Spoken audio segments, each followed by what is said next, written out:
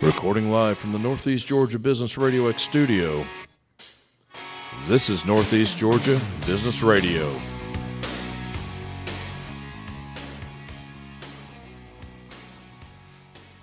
Welcome back, folks. Welcome back to Northeast Georgia Business Radio. I'm your host, Tom Sheldon, and yes, we're coming to you live from the beautiful Empower College and Career Center of Jackson County. I have with me a really cool guest, yet another really cool guest. I know they're all really cool, but hey, guess what? They are. No, seriously. Got with me a gentleman who is in the IT world, actually got a very impressive background behind it, Mr. Scott Self. Welcome, Scott, to the Northeast studio. Thank you, Tom. Appreciate it. Scott, how are you, man? Doing good. Yeah, it's a good Great day. day. Awesome. SMS-ITC, that's the name of the company. Yes, sir. SMS got anything to do with you by chance? Just a little bit. A little bit? Yep. I took a guess on that. But the IT world, Yes, sir. that's what you deal with. Yes, sir. And we're going to dive into that in a little bit. I know you focus on cybersecurity for small business, small, medium business. It's one of the things we do. Yes. And we're going to really dive into that. All right. But honestly, man, I want to know a little bit about you because you have an impressive background. Appreciate that. You get to talk about yourself, brother. Yep. I'm putting you on the spot. Okay. I can do it. Talk to me, man. 1999, I joined military, Air Force. Thank you, sir. Yeah. Thank you. Appreciate that. Spent 13 years doing that. Been all over the world, Europe, Pacific, Middle East, of course. I was in the Air Force, but I did a lot of time attached to the Army. Right. So I've been on the ground eating the dirt, as the Army guys like to say. Oh, yeah. Yeah, And, they say that. Yeah. And had a wide range of experiences in the IT world. So once you, quote unquote, got done with the military, with the service, you're on your own. I wasn't done. 13 years. I didn't get to retire. That was my original plan. Right. My body had other ideas. That happens. After years of hiking the mountains in Afghanistan and jumping in and out of trucks, my joints decided they'd had enough before I was ready to be done. Yeah. They had their So, own plan. yeah. They just didn't tell you to begin with. Unfortunately for a lot of guys, that's the way it goes. It does, yes. But during that time, I got out in 2012. The military was still in full swing in Afghanistan, Iraq. Right. And the jobs were plenty. So I picked up a contracting gig, went back overseas, this time wearing civilian suit with a beard. I hear you. And I hear kept you. on helping the military. So you still worked hand in hand. I did. So though you left it, you really didn't. Right. And you're doing more IT work, or that's where you began. Yep. Satellites was my focus in the Really? service. Awesome. And so that was an easy job to pick up when I got out. But then I started changing my career ideas and got certifications in networking systems. Okay. Cybersecurity degree. Eventually ended up in the Philippines where I met my beautiful wife, Rachel. Awesome. 7 years there, I ended up running a couple of sites for Marine Corps Okay. and supporting about 300 people in the field. Super important. Yeah, Thank you for that. yeah, appreciate it. Awesome. Hey, I had a little brother in Afghanistan for a few months. Some of the scariest times that I've ever lived through, and I wasn't there. Oh, yeah. Not cool. Yeah, I mean, from what my sisters and brothers tell me is my mom didn't really sleep for the year and a half believe that I that. was there attached to the Army. And I believe that. I have been there. Yeah, totally understand. All right, awesome. Now you're really in civilian clothes. I am. You Finally, started officially. your IT business. Yes, sir. SMS-ITC. What does the ITC stand for? Information Technology Company. Now you focus on small to medium businesses. Correct. Should a small business owner use a consultant like yourself, or hey, I'm just going to wing it. I'm going to Google it. Well, I mean, I'm biased, of course. Of course business. you are. But listen, if there wasn't a need for what you're doing, you wouldn't be doing it. Yeah. You can talk about it all day long, but you're actually doing it. Yes, sir. So the statistics bear it out. Unfortunately, 43% of cyber attacks across the country are affecting the small business community. Really? And that's an FBI stat. Nice. Not just the big Coca-Colas and Home Depots of the world. Well, they get it too. Oh, they do too. Yes, of course they do. Yeah. But they fortunate for them, they have the staff, they have the cash flow and the funding to hire their own teams. And they've probably prepared well for it. And they have.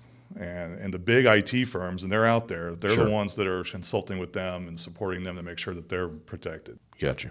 I don't want to go down a rabbit hole. I'm just curious. It's a curiosity question. Yeah. And if it's a horrible question, just say it's a horrible question. As AI rises, is that going to affect you? I'm just curious. Is it a tool maybe you can use? Well, so the artificial intelligence, and actually the degree that I have, I did several papers on that topic. Really? I did. That's awesome. And I actually did entertain the idea of going into an AI development company for a while. Unfortunately, there's many industries that are going to be disrupted by artificial intelligence. Right. Automation is huge in all the industries. Right. Right. So it's going to be a no-brainer rather than hiring a team of people at X number of dollars per month or year. Right. If you have a server sitting on a shelf that can do it for you, Yeah. that's just natural. That's going to go that way. Do you see you using it as a tool personally? As a small business owner, it would probably be foolish of me not to if it's appropriate for me to do so. Because as a one-man shop for now, Right. Being able to leverage that automation to do more for my clients, especially Wouldn't blame you at all for doing it. for part of my offerings for my company is going to be remote management of your networks. So if that's something that I can monitor and have automated tools that fix problems, detect cybersecurity events while they're in progress and stop them, then of course that's something I'd want to use. Absolutely. That popped into my head. Forgive me. No. I'm not trying to throw you off or get you a gotcha moment. Great question. AI is everywhere. You're hearing it everywhere now. Oh yeah. Well, actually, I had a conversation earlier today with one of my financial investors or advisors, whatever he is. The guy I pay too much money to. He'll hear this and smile when I say that. But we had the AI conversation earlier today, so it was crisp in my mind. Forgive me. No, of course. But now, what are mistakes that small businesses make? That's a great question to ask. Also, probably the first thing that comes to mind is thinking that no one's going to come after you. Right. It won't happen to me. I'm too small. Right. I'm not going to be noticed. It's the big guys that they're after. Right. And it's like we said before, of course, they get hit all the time. When I was in the service, Pentagon was getting hit constantly. Really? And it's a badge of honor for hackers to see if they can do something or if they can deploy something.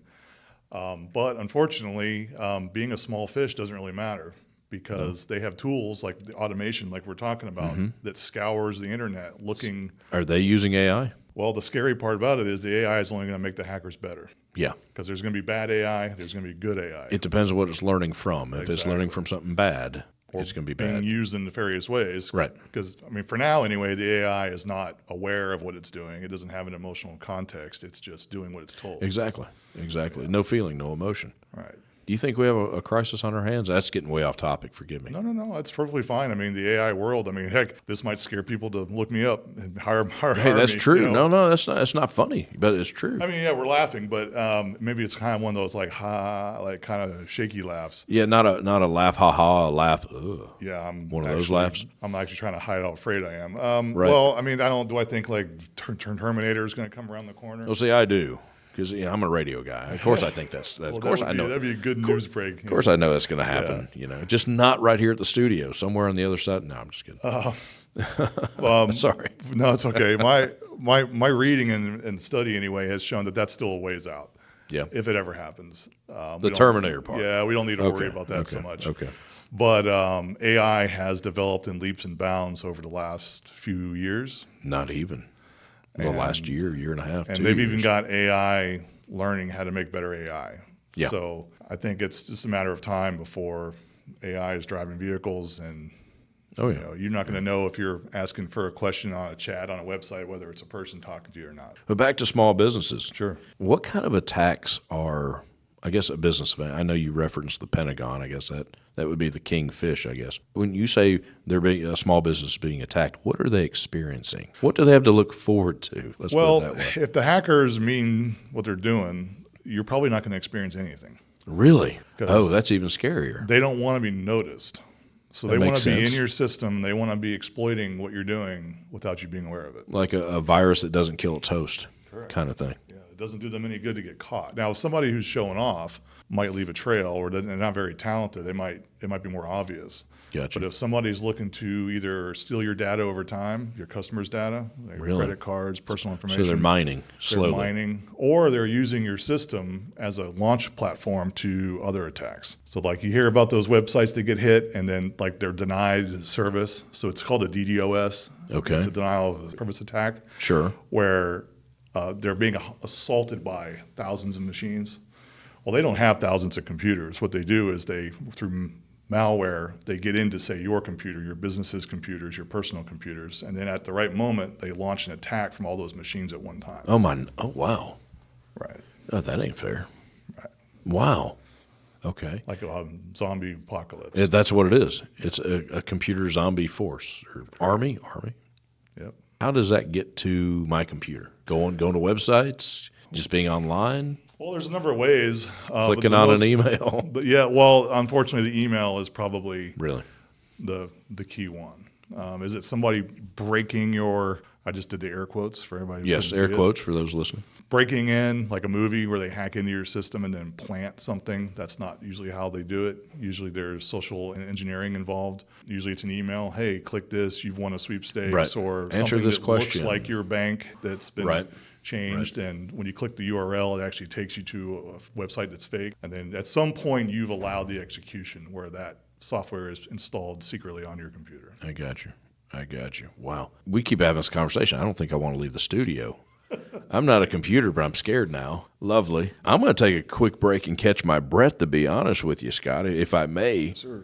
But hey, listen, Scott, in all seriousness, I'm very fortunate. This Northeast Georgia studio is very fortunate to have great community partners. We have some great community partners, and one of them is the Barrow County Chamber of Commerce. Hey, it's the perfect place for business. 75 years of working with businesses, educational associates, municipal and county leaders has made the Barrow Chamber the go-to place. Through its Workforce Development Committee, the Barrow Chamber partners with education to deliver a work-ready employee. Barrow Chamber also connects businesswomen for meaningful dialogue, learning opportunities, and support with its Women in Business Committee. Whether you want to find a business, grow a business, or lead a business, the Barrow Chamber is ground zero for the place to start. They also have some monthly functions, business, government, education, bringing it all together at one time. So hey, visit barrowchamber.com today.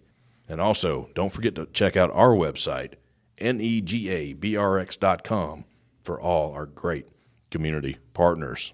Scott, I'm back. You still there? I am. I had to get that in, man. Got to pay the bills. No, I totally understand. Barrow County Chamber, great community partner. We've got so many of them. It's so great. All right, back to business. You've scared the daylights out of me in 12 minutes. Sorry I did that to you. Wow. I guess ignorance is bliss. Well, that's one way to live. Well, yeah. Or the unknown is bliss, maybe. Yeah, perhaps. So a small business experiences it. It could be in process right now. Correct. We were talking about small businesses getting hacked and not knowing it. That's scary. Yeah, it's. I don't have the stats in front of me, but there's some number of months to even years that businesses sometimes go while being hacked and not knowing it. Wow, especially in an infection. And there's lots of big ones you hear about, like Target. There was one that they got hit a few years back, and it was thousands, tens of thousands of private accounts, credit cards that were stolen over time. Gotcha. So it does happen, even to the big boys. I hear you. So they're looking for data, banking information? Yeah, anything. There's got to be a monetary payoff. Well, so interestingly, that's a good point. A lot of times the individual hackers, the teams that are doing this, they don't really use the data for anything themselves, but they sell it to as a third party. So people hear about the dark web, the underweb, whatever. Yeah. There's frequently whenever you see a big hack and they announce in the news all these data has been stolen, you'll very quickly hear that data is now shown up for sale on the dark web. Okay. That's the game. Yeah. So then you'll have like organized crime will then buy a chunk of the data, and then they'll attempt to steal people's identities. They'll attempt to exploit credit cards, make blank cards, that kind of thing. I got you. That's usually why the notification is so important, that they tell you, hey, change your passwords, cancel your cards, that sort of thing. Yeah. I got you. So a small business trying to save money, doing their own stuff, I got to believe that's probably not the best idea. Well, I don't blame them. Well, I don't either. I mean, as a startup, I'm trying to get going too, and you understand it, right? I understand completely. Yeah. They got bills to pay, they got insurance to pay for, they've got QuickBooks, they got to get a subscription. I totally understand.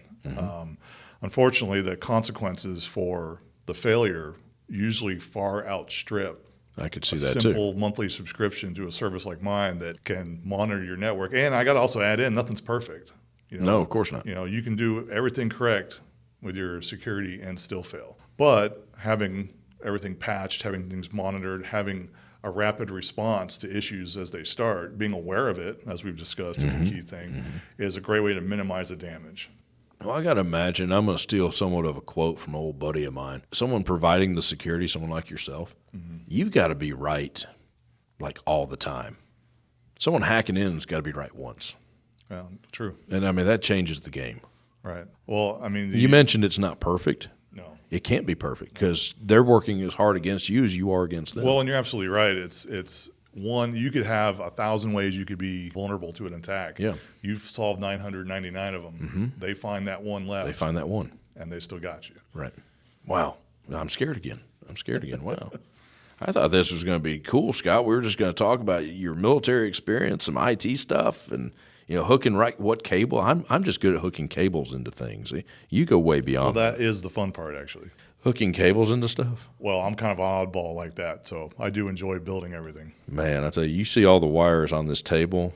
I don't even want to think about ever having to move one of them. What have we forgot? You have service contracts. I do. With your company. I do. Let's talk about that a little bit. I tailor contracts to the size of your business or whatever you need. Okay. So my website has a list of services that are available. All right. It's a pick and choose what you want. But for basic cybersecurity protection and remote monitoring, right, we started about $50 a month for like a sole proprietor. Gotcha. Or a business with one or two people. I got you. And I have no idea what that entails. When we get hired, we go out to your site. We'll visit where you work. Even if it's like a home, right? And we'll look at your situation. We'll do an evaluation. We'll build a roadmap forward of the things we need to do. If they're going to do a subscription, we can onboard them, and we can put the software on the machines we use to monitor their network. And then if there's a bunch of glaring security problems, we'll list things in order, and then we'll give the business owner a plan going forward. I mean, understanding that they may need to spend some money to get caught up, and that may not all happen at once. That was my curiosity. Right. You more or less shake it down, see what's there. Correct. And you're talking about servers, multiple computers. If that's what's necessary. I got you. If that's what's there. And we also just do the consulting. If they're not interested in subscription and ongoing support, right, then we can come in, we can evaluate, we can write them a report and outline whatever we found, and then it's up to them to take the next step. I got you. I know if I sell widgets for a living, I'm not an IT guy. Not many widget sellers are IT guys. Doing it yourself, to me, if you're going to do it yourself, you might as well not even do it at all. Well, the same thing. You hire someone like yourself. Yeah. Well, it's like for my truck is messed up. I'd like to think I know what I'm doing, but usually expert You gets need me to back take on it the road somewhere. faster. A dealer, a reputable garage. Exactly. Yep. Find a lot of pushback on that? We are good about answering questions. If you email me and just say, "Hey, I'm just curious about something," right, I'm not going to nickel and dime you. I'm here to help. That's the way I want. I want businesses to be successful, secure. Right. Of course, there's a limit. I got bills to pay as well. Oh, of course. No, I'm with you on that. You on that. So you've got packages for your clients. Correct. Start around $50 a month. Yep. That's very cool. And then it goes up from there depending on how much equipment you need to protect, how many people you need to support. Are you logging into their systems? That is something we can. That's part of the, or can be part of. Yeah. So in the tech world, that's called a managed service provider. Gotcha. That can be as simple as just logging into your machines remotely when you're having issues. It's like, say a client's having a hard time articulating what's going on over the phone. Well, let me log in securely, and then I can take control of the machine, and I can fix software. A second set of eyes could be good in a situation like that. From that, and then it can go up to full time, like we're in your network, we're monitoring. We have a screen up that shows the status of your network, all your connections, whether your internet's up, and so forth. You go real deep into it if need be. We can. That's pretty cool. Okay, now I feel a little bit better. Yeah. The interview's about over, but I feel a little bit better. No, I'm glad. Seriously. No, it's scary, man. I'm not a fan of the unknown, and being a control freak, though I've gotten better over the years, I'm a control freak, but I don't worry about things I can't control. I know I can't control. Mm-hmm. Just logging into a computer, I'm facing all these risks. I'm glad guys like you are around. Yeah, it's scary, man. Seriously. And people, they're going to continue to use their systems whether they're scared or not. I mean, in of our course, world, we have no choice. Well, we have to. Yes. And unfortunately, it is a lot of what you don't know. Like, you don't know what you don't know. Right. And I think that's where a little bit of consulting is really important, even if it just opens your eyes to the issues that are out there. Even if you create a checklist of, okay, I need to make sure my computer's drivers are updated. I need to make sure my antivirus is working correctly. I need to make sure I'm, not clicking on bad links in my messages, email. Got you. Just a simple checklist can make us a lot more secure. I got you. I'm with you. Are cell phones susceptible? Is that something you dive into at all? Susceptible in being hacked? Way. People getting into them, installing stuff? Well, I mean, with 4G, 5G, you're on a network like anything else. I've never thought of that. Yeah, you plug your computer, your phone into a computer. You've now added it to the network. Wow. And now, if you're referring to snatching signals out of the sky, well, no, I was actually thinking about something being embedded in your phone that you don't know is there. Sure. And it's telling the world all your information. Well, you go to a website like you do on a laptop. If you click on so it is site, real, and you could have malware running off on your phone as well. How about that? I was just curious. That popped into my head because I always refer to these as our mini computers in our hands.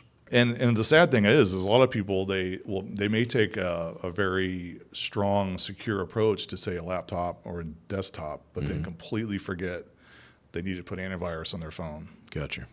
So you do need to do that. Yep. You need to treat it just like it's a computer. Just like because it is. It is. Scott, before we get out of here, what did we miss? What do you need to say to the folks? Give you the last word. Well, appreciate that. Just let everybody in the business world know that there is help. There's a huge brain trust out there who's eager to help, eager to give you the advice that you need to be a success. And SMS-ITC is one of those resources you have. Give the website. My website is www.sms-itc.com. And those are all letters with a dash in the middle, folks. sms-itc.com. You're on Facebook and LinkedIn? We are. Awesome. And they can just look at SMS-ITC? Correct. Awesome. Well, it's a good thing you named the company that. I'm just kidding. Scott, thank you for coming in, brother. Thank you, Tom. Appreciate it. A very enlightening conversation. Ladies and gentlemen, hey, check Scott out. They're going to play my music any second here.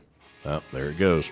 Folks, check Scott out, sms-itc.com. Cybersecurity, I think it affects every one of us. And if you're not a little scared, maybe you need to listen to this episode again. Hey, I'm Tom Sheldon, another great episode. We'll talk to you soon.